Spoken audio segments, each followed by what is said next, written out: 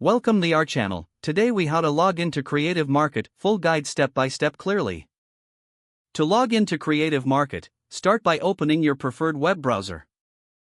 In the address bar, type in the URL www.creativemarket.com and press enter.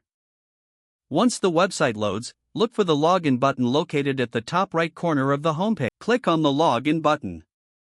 You will be directed to the login page. Here, you will see fields for your email address and password. Enter your registered email address in the first field. Next, type your password in the second field. If you want the website to remember your login details, check the Remember Me box. Once you have filled in the required fields, click on the login button at the bottom of the page. If your credentials are correct, you will be redirected to your Creative Market dashboard. If you have forgotten your password, click on the Forgot Password link below the login fields. You will be prompted to enter your email address again. After entering your email, click on the Send Reset Link button. Check your email inbox for a password reset link from Creative Market.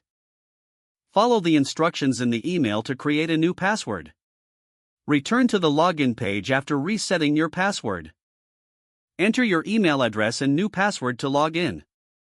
Now, you are ready to explore all that Creative Market has to offer. If the page does not load, refresh the browser or try again in a private or incognito window. Make sure you are using the correct email address, then retype it carefully to avoid small typos. If your password is not accepted, use the reset option and create a new strong password you can remember. Check your spam folder for verification or security emails, then complete any requested confirmation steps. Enable two-factor authentication if available to improve account security and reduce unauthorized access risk.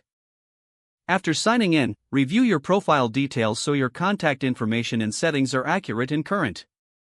If you see an error message, note it down and try again after restarting your device and internet connection.